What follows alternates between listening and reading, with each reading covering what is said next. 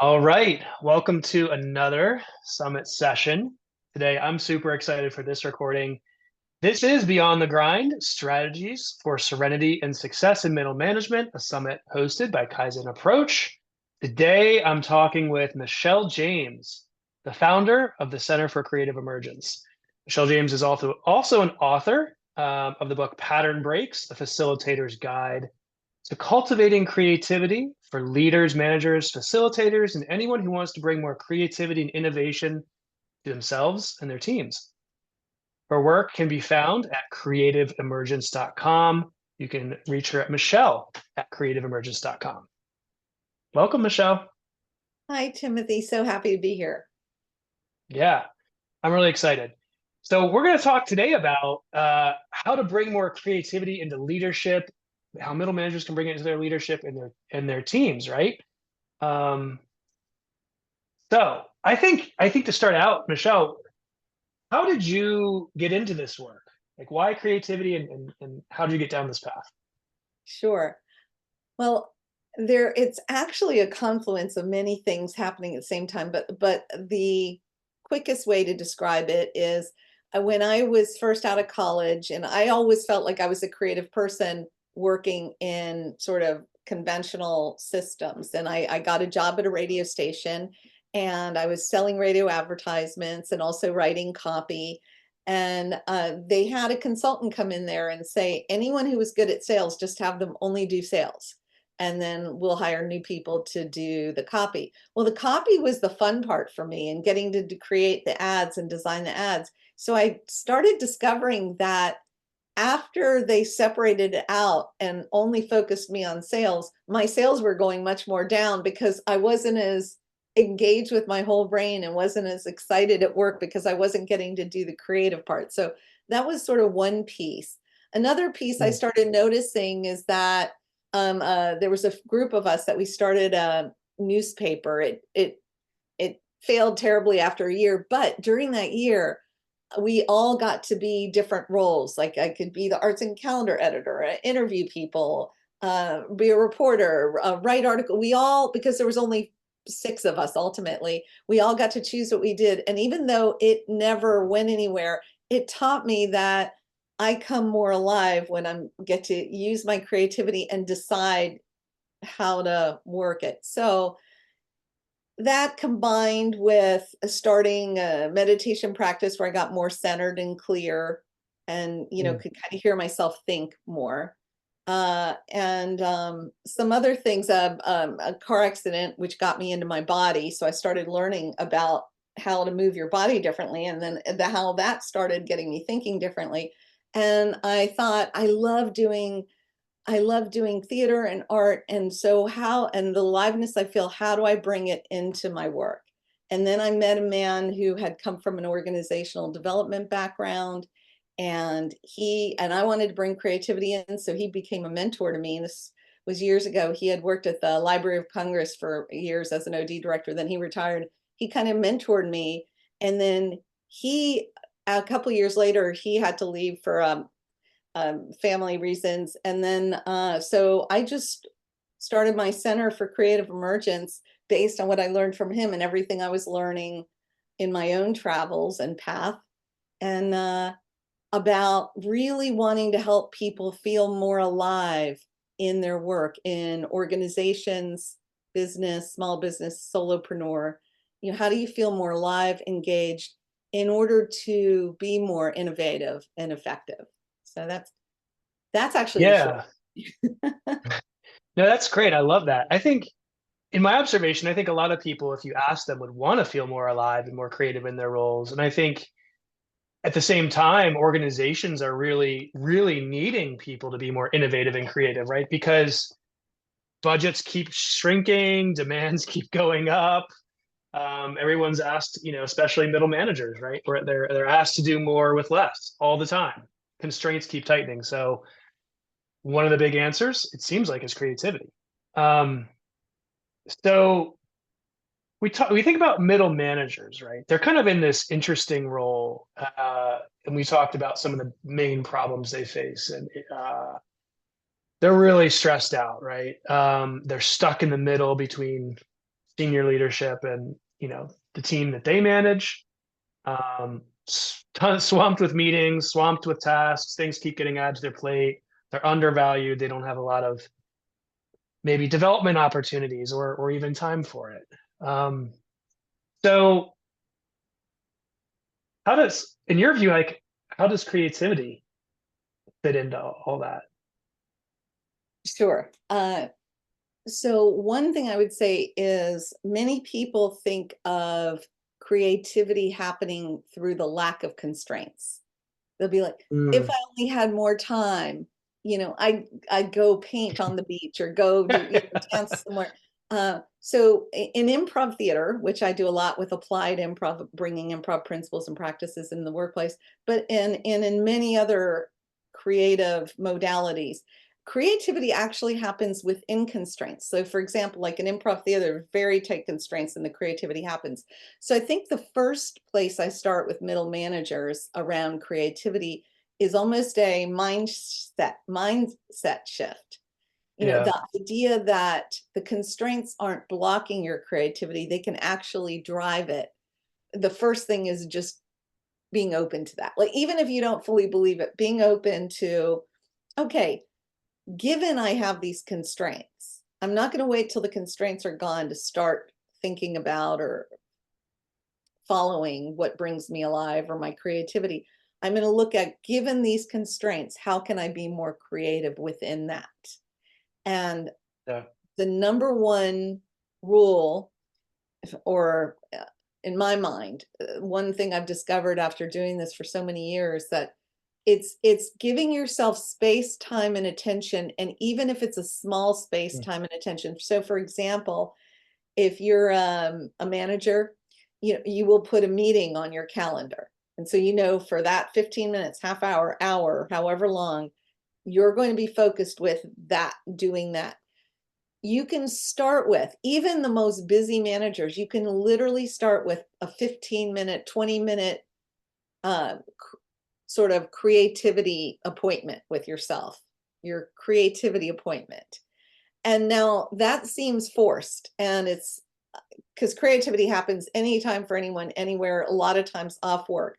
But the idea that you start intentionally creating like a little micro habit of valuing creativity. So you put like your own little creativity time.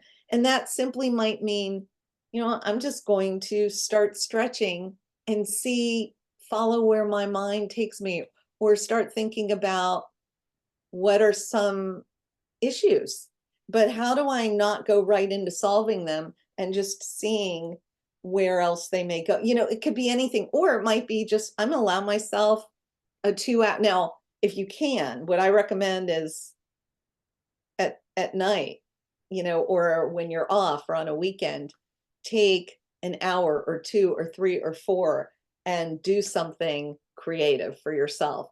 And if you're not sure what, whether take an improv class, go to learn how to dance, learn how to, take a drawing or painting or anything. And even don't worry if it intimidates you. It starts the energy moving. And then it's sort of like putting oil into the tin, it gets things going. So you might even start, if thinking about work related issues is a too challenging place to start unrelated.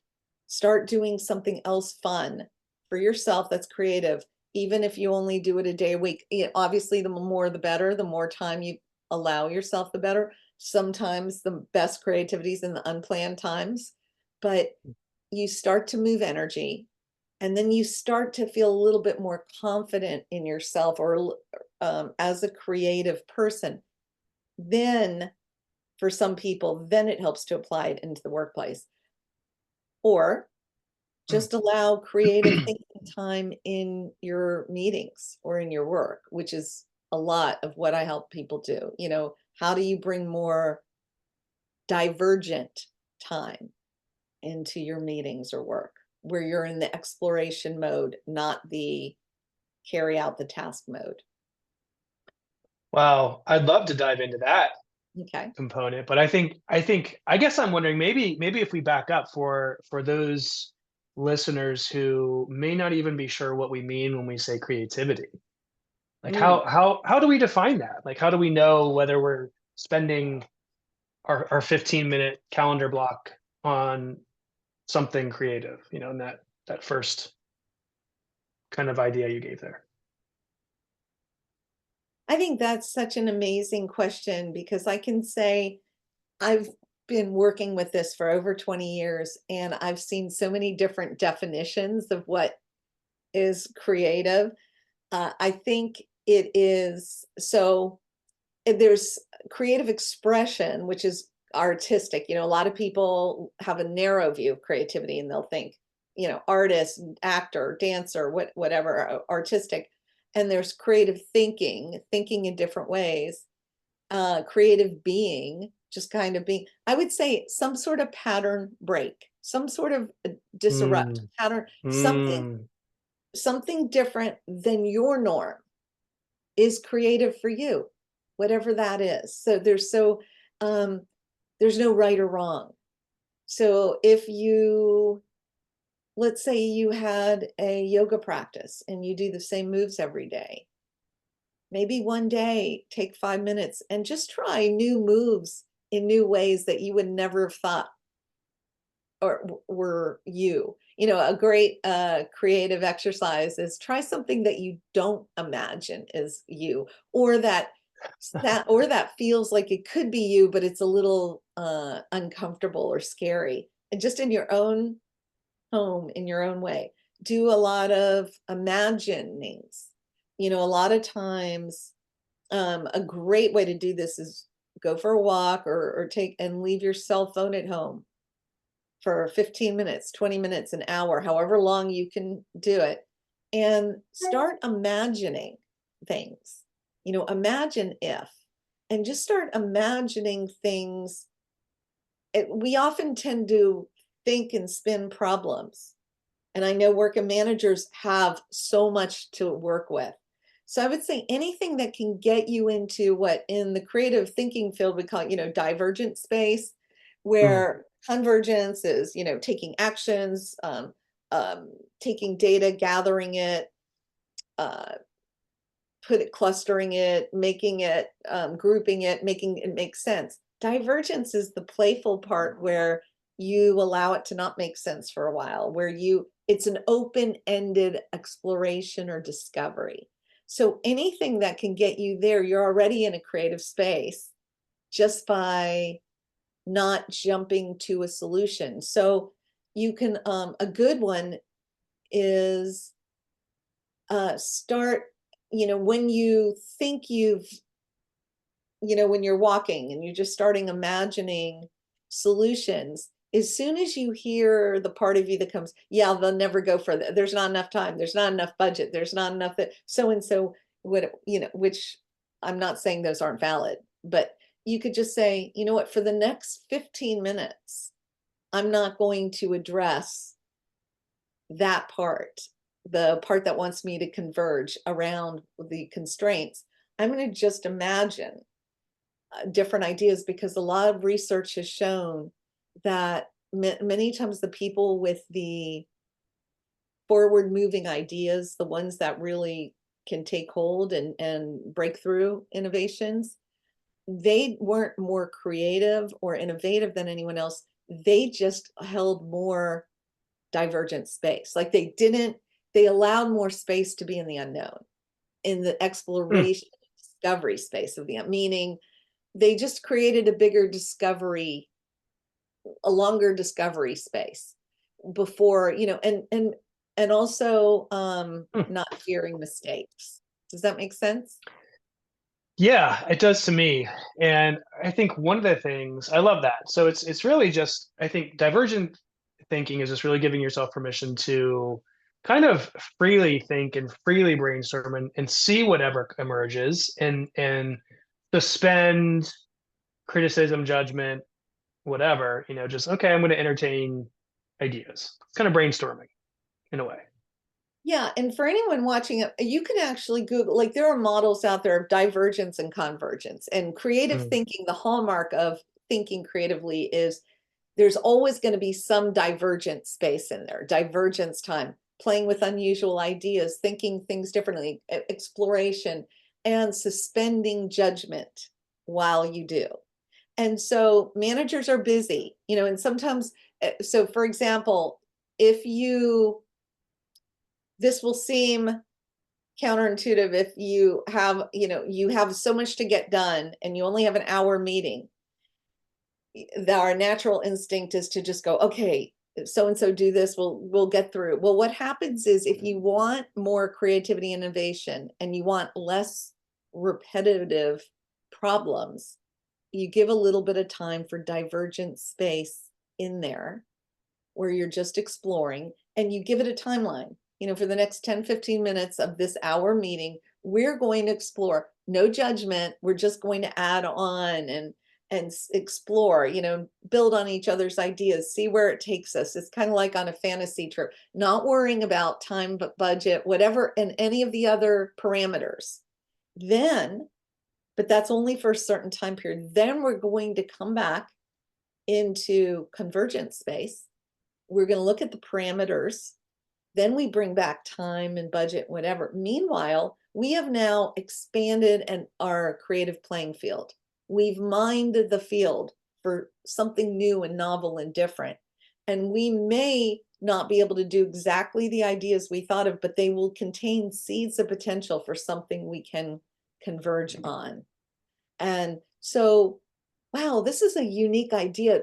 It would be great if we could do it, but here's the constraint with it. And that could bring a new question. How can we modify it, adapt it, shift it, bring it down into a place rather than just yes, no, accept it or reject it? How can we play with it to help it fit within the constraints? Okay. Okay. That makes a lot of sense. And I'm glad you you brought it back to divergent thinking in meetings. I wanted to come back to that. So,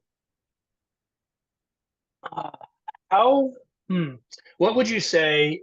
I love that idea personally. And I guess I'm aware, maybe some people might be listening to this and thinking, I like that idea too, but I'm kind of afraid that my divergent thinking will be judged by either my peers or my boss or whatever. Have you ever encountered that? It's that's more common than not. So Oh, okay. if anyone out there is listening, you are certainly not alone, because that is, in fact, that's why creating a safe space, like psychologically, emotionally, is for divergence with others, let's say in a work team, is so helpful.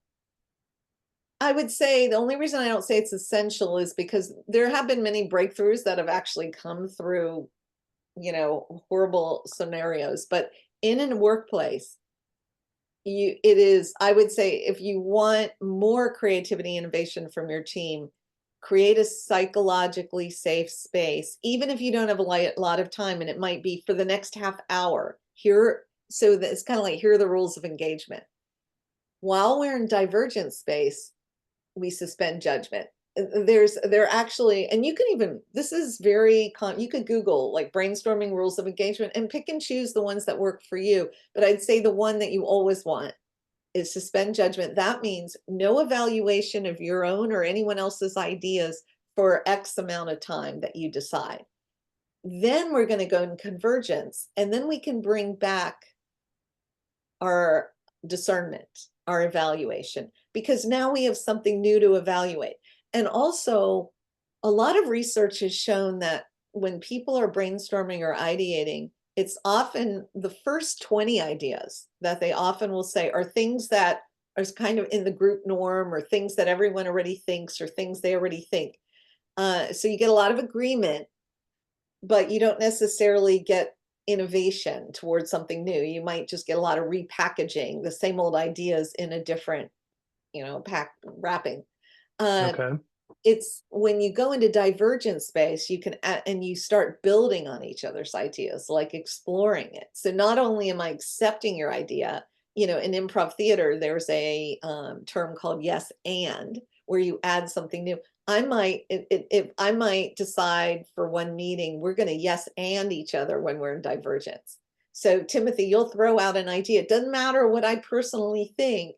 We are going to yes and it and take it to a new place. And then someone else will take that to a new place. And then we keep throwing out ideas or another tool is justifying. You could throw out an idea and in real life, whether I agree with it or not, we're suspending that for this divergent time. I'm going to say, hey, Timothy, that was a great idea because, and now I have to make up a reason. And that's a force fit, creative kind of game. But here's what happens. Oftentimes in the justification, that's where the real good ideas show up, not in the original idea. Oh, Sometimes fascinating. it's both, but the justifying, because that's when you have it make meaning. You have to make it meaningful.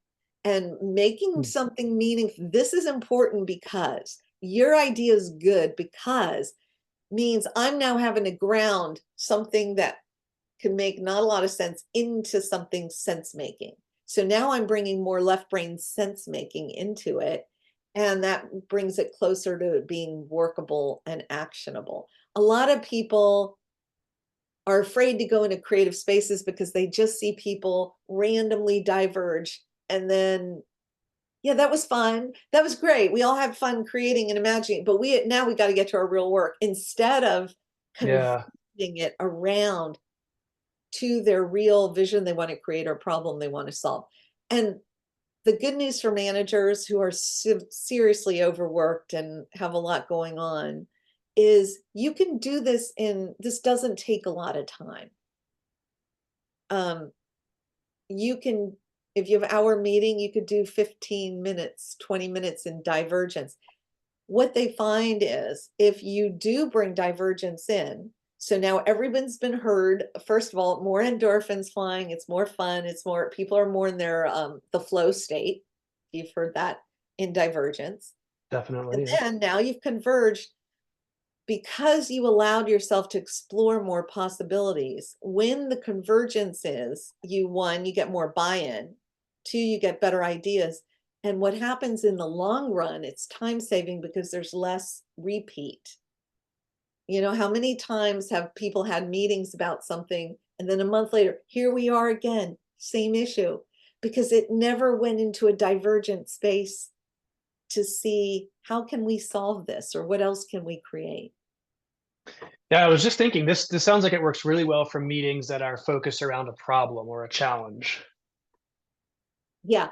Um, e- uh, a, a vision and changing that into an expansive vision to create. So for example, problem thinking or challenges, absolutely. And then if you could change it to instead of the problem is da da da, change it to sort of a how can we question or Mm, what ways might we question, because then that opens it up to possibility. So if you can change a challenge without denying the challenge into a possibilities question, then your brain gets on board and goes, okay, I know how I can now help you by giving you more possibilities.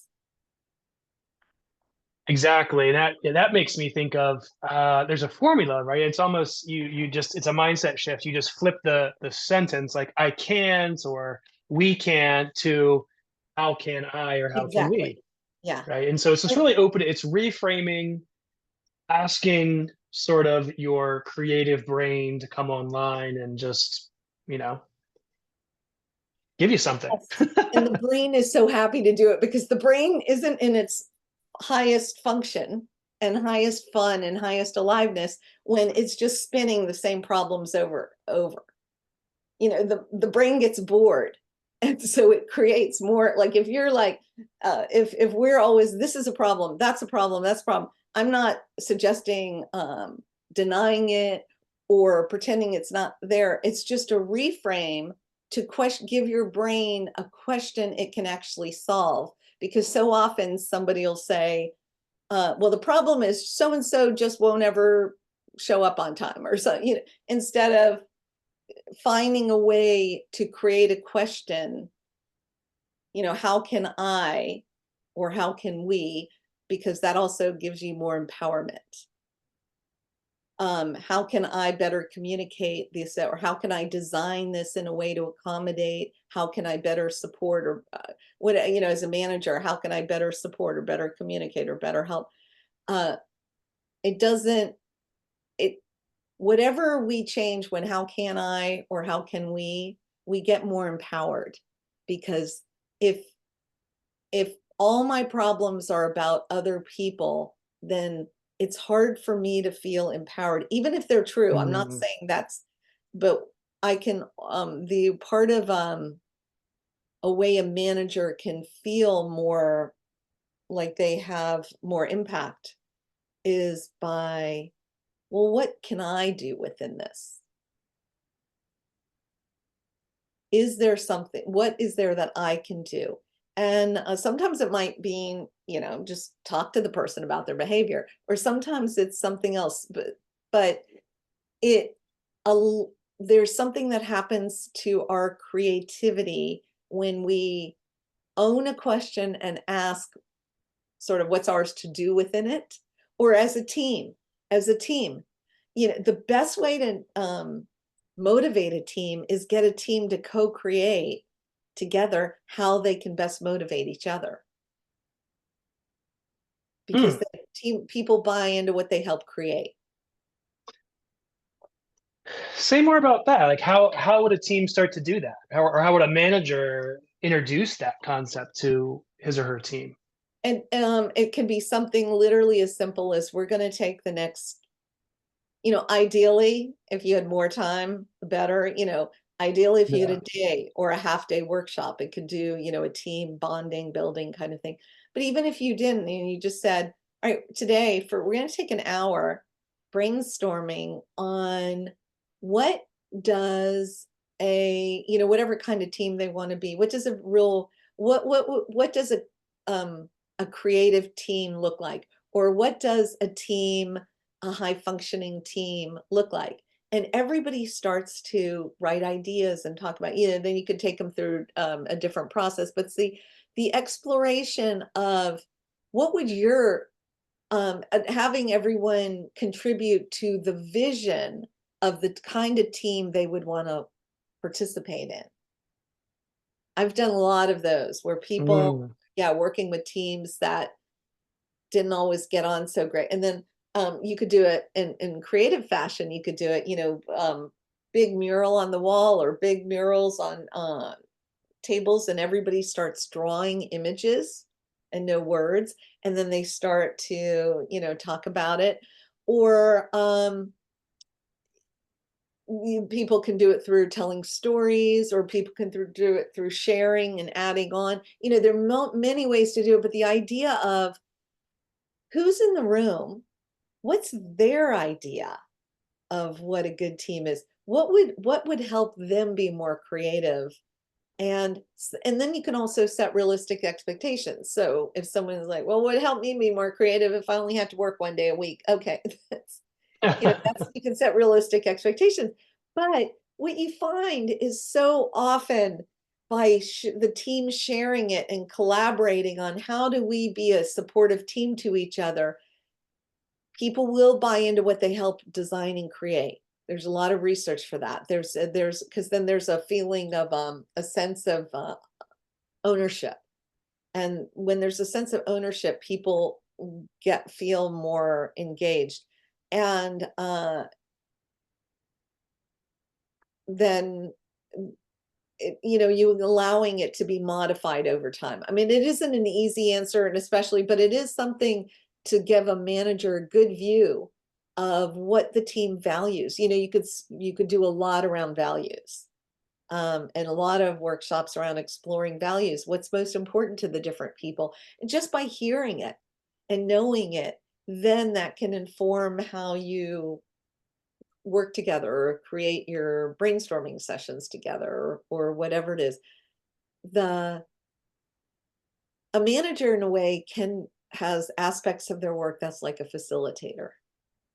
they can be at sometimes they're more need to lead and give information and here's what we have to do. But other times they can facilitate it out. And when they can get into a facilitator kind of role with their team, then that will take some of the pressure off them, and it's not all on them because they get all the benefit of all the resourcefulness of who's in their group. That makes sense. We've covered a lot of ground. We talked about accepting constraints. We talked about creating a safe space in the team for divergent thinking. We talked about just blocking a little bit of time, as little as 15 minutes, for creativity, intentional creativity. Bringing that into your teamwork, inviting a vision, a creative vision for how we could work better as a team, or what a team can be, what people would like as a team. I love that you brought up values on that one too. That's actually where my mind went was, oh, I wonder if value work would be interesting. Like even just giving people 10 minutes and a list of values. Like Brene Brown has this, huge paper of values, and you just print that out and kind of circle the ones that, or highlight the ones that are important to you. Each team member could do that, and then maybe rank them and talk about them. Yeah, absolutely. And also thinking, so let's say you had a value that you chose, and I had a value. Let's say I said integrity and you said innovation or something, or what? Go ahead. Okay, no, I was laughing because I was thinking it might be the reverse there. You would probably say innovation, and I would probably say integrity, but I don't know. Anyway. Well, integrity is my core value, Oh, but it's okay. not Okay, fascinating. core creativity. Yeah, exactly. Okay. But anyway, so if I said that, and you had a different, we wouldn't rather, so one, just us knowing it can help us understand each other better. It also helps us collaborate better because then if you and I were to collaborate on a project, we would want to make sure that both of our values were met in Mm. that. And you can have different ideas, you can have different ways that you think people should behave. You can have different, oh, if everyone only did that. But when you get to the values level and you can accept and make space along those lines, you get more creativity when the values allowed to be there in a way that, because a real value doesn't negate anyone else's value. So a value is Yeah. like integrity. If I valued integrity, or if you there's nothing in that that negates anyone else's value. So that's another thing. Make sure you're getting values, not judgments. But Okay. a value doesn't negate anything. And so if you and I were designing, we might say, okay, this is what's important to me. This is what's important. Well, what does that look like? How does that play out? How will you know what's important to you? And then we can just sort of collaborate on whatever it is with those in the background or bringing those into the foreground. I have an idea too. One of the things you said earlier, you were talking about, I think, when we talked about what is creativity, you were talking about pattern breaks, title of your book. And one of the things that made me think of is this idea that we think we're kind of like linear beings. We go through our days in this like straight path, or 9 to 5 or whatever, but really our energy levels are kind of going in this cyclical pattern, right? This 90-minute ultradian cyclical pattern. And some of the advice out there to really keep your energy and your high and your focus high and your making sure you're just working at your best is every 90 minutes you stop whatever you're doing. Let's say you spent 90 minutes on email and desktop type stuff, typing. Get up from your desk, go do something with your hands, something just completely different. Maybe go have an in-person meeting where you're using a whiteboard for 10 to 15 minutes, or go for a walk outside and take a call while you're outside or something. But basically the idea is break that pattern, Yeah. exactly what you said. do something opposite, completely opposite for a little bit of time. Move your body, if possible. Yes, So I love that. so that's great. And I've heard that, um, those kinds of things where, and every so often break the pattern and do something. So I think that's really interesting about the 90 minutes. I know they say we sleep in 90-minute sleep cycles, that you're better off if you wake up after a 90-minute sleep cycle, even if it's shorter, than if you wake up in a longer one in the middle of it or something like that. So I think there's something Yeah. to it.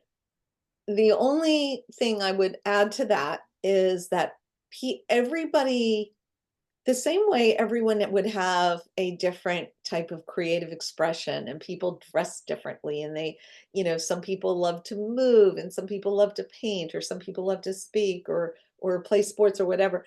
The same way people have different creative flow, they also have different creative structure. Where Oh, creativity is this integrative dance between flow and structure within each of us. Flow, the kind of divergent space, where, and then structure, where, how you organize your day or your week or your lives, or whatever. And so there are a lot of creative organizing ways. And I would say play with that, and play with other ones. Some people actually come alive creatively with more structure, and some people come away with less, alive with less structure. Some people mm. like, more sort of, blue ocean, blank blue sky energy, of, space. And then other people come more alive in the creative process when there's things already kind of formulated and written Like a down. lot of things are decided already. Yeah, and then other Yeah. people come most alive at the very end, where their things are almost all done, and they're refining it, dotting the i's, and, adding. And all of those are valid creative styles. We have creative styles. So I would say definitely, I think that's a great thing to try and do. The only thing I always say is, if you're trying any system or process that someone recommends, if it isn't working for you, don't be hard on yourself, because your creative self may have a different way of organizing. And so I'd say play with different ones until you find a dynamic balance within yourself that works for you. I love that.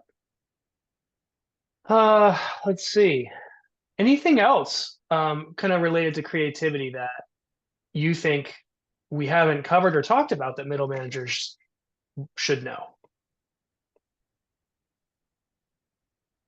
I think the only thing that, for me, I always hope people know is, we all have, most of us have creativity stories from some, whether it was some in our education system, a family, a teacher, who knows, somebody in our background, well-meaning, but most of the time well-meaning, but maybe did or said something that we took in that might have inhibited our Mm.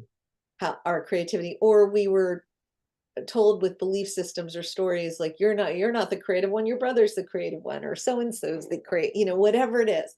People have stories. I see it all the time when I walk into workshops. So, well, I'm not the creative one, or Joe's the creative one, he does, and I would say,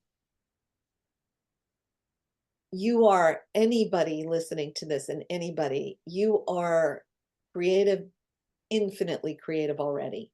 You may Mm. or may not be an artist, or you might be creative with numbers, you may be creative with, how you, a lot of, might design a house, and you're visualizing things, that is full on creative.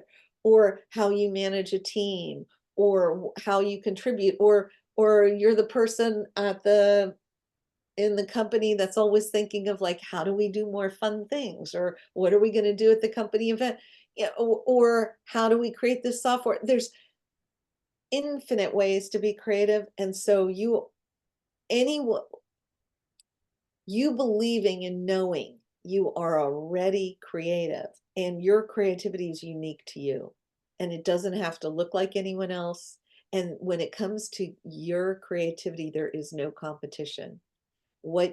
Just like there's no competition in whose fingerprint's better, there's no competition in whose creativity. It's different. And if we all find what's ours, what brings us alive, that's a big key is what Mm. feels good. What would I do if I had more time or more that, and doing even a little of that to start, or imagining, or what you find yourself just solving, like, oh, if I were the architect, I would have designed this like this, or I wouldn't have put this in the road. I would have made a crosswalk right here, or whatever. That's your creativity at work. We're always creating all the time. So you get more access to it when don't have a story that you're not creative.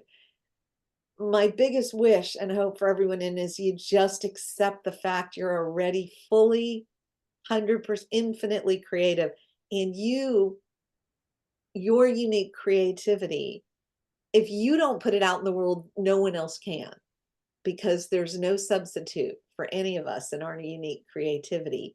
And so have fun, start engaging the act of discovery to bring it out in the world, because that's when you and everyone else in your world, and sometimes the world, can benefit from it. So please know you're creative already. Any other story just isn't true. I love that. I'd never thought about, the fact that each person kind of is uniquely creative in their own personal way. Yeah, we each have our That's unique set fascinating. of gifts, skills, Yeah, talents, experiences, sure. cultural perspectives from living our life as who we are in the world, that no one else can ever have. No one can have that unique, like if every part of your life was a puzzle piece, like your education, your talents, your skills, your skill sets, your interest, what you like to watch on what music you like, what you create, where you came from, what you think, all of that, that makes up the most unique, special being. And only you can put that out into the world and express that. So every team needs the uniqueness. One of the things I always work with in groups when I'm working with leaders is, you get so much more when we never box people into our own creative style as a manager or leader. Mm. When we allow our team members to have creativity we can't even imagine, then all of a sudden, rather than everyone being forced to create in this order, in this way, in our way, we create where people are we're expanding who we are as a team. We're expanding the creative capacity versus limiting it. Because if people are forced to create in a way someone else does, it's truly like making somebody write with their opposite hand. It's not like they can't do something, but it will never be as much as if you can um, just give them the space or the prompts or the safe space to explore what they can really bring in your own self, in your own life too. I love it. Well, we've covered a lot of ground. Uh, Typically, I ask what could managers begin to practice today from what we talked about. I feel like we've answered that in a lot of ways. Um, do you think even like 1 minute or 5 minutes is enough to start? Yes, I would say, how they say, like, if somebody's starting a meditation, or if you want to do anything, you start. 1 minute is better than no minutes. Yeah. Um, but in 1 minute, you'll still have so much internal dialogue happening that you wouldn't. I would say 5 minutes. If you even just getting up, putting a song you love, and dance to it just to break a pattern, and then sit down and then journal for 2 minutes or something. That's a place to start. You, it's better to do 5 minutes a day regularly these little to get in the habit and then add on later than to do an hour twice a week to start if you want to create a new sort of habit.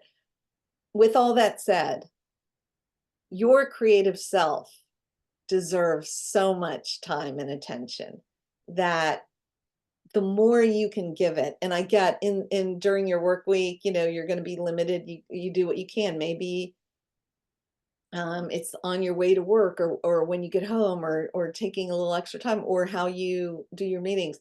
But see if it in the evening or on the weekend or sometime you can really start to give your creative self time.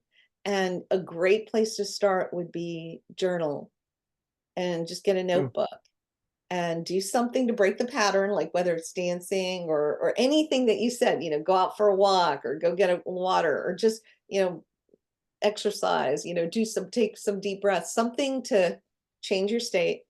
And then ask your creative self, what would it love to do? And start there and just let it journal for 5, 10, 15 minutes. That's one of infinite, paths to get start. Yeah. I love that question, and even that inquiry of just asking your own creative self, what would it like to do, and just going with it for some time. Yeah, because Yeah. if you're a manager and you're allowing time for your own creative self, you'll find it much easier to do with your team. And all of a sudden, you'll be exposed to ideas that you might not otherwise have known. So there's a real opportunity with, as individuals and as managers and as part of a team, to really tap a lot of hidden potential, a lot of energy, a lot of enthusiasm, a lot of cohesiveness, and save time, save money. Stop having meetings over the same thing that keep recurring every few months or 100%. weeks. Yeah. And the well-being, there's something incredible that happens. That's why there's a whole, expressive arts therapy. Like there's all kinds of therapeutic modalities based on creativity. There's so much research. I guarantee you can find it everywhere, and you'll never find any research that says the opposite, that creativity is great for your well-being. It is a great antidote Mm. or reducer of stress. So if you are stressed and you channel that energy into some kind of creativity, it actually starts to shift or reduce the stress. So creativity is a well-being enhancer. Sometimes there's times where when a group is creating, people are just having fun and a good time. And so because it allows all these great brain chemicals happening, people then begin to associate it with the other members of the team, and the team actually bonds a little more too. I love that. I love that you just brought it back even further to well-being and even kind of team bonding and performance. That's so great. Well, um, final thought, if there is one. We've covered a lot. I would just say any negative judgments you have about yourself as a creator, enjoy the journey Mm. and give yourself be compassionate for yourself when you're exploring. Uh, it's like the baby walking across the room for the first time. A baby, if they're walking across and they fall, they never stop and think, oh, I guess I shouldn't be walking, or look at me, or wow, I'm really uncoordinated. They just get back up and keep going. They all of a sudden bump into something. They're like, oh, okay, that's a wall, turn and go. Give yourself that grace. I love it. Well, Michelle, thank you so much. For anyone who wants to get in touch with Michelle, her email and website will be in the show notes. Thank Thanks you. again, Michelle. Thank you, Timothy. So great to be with you.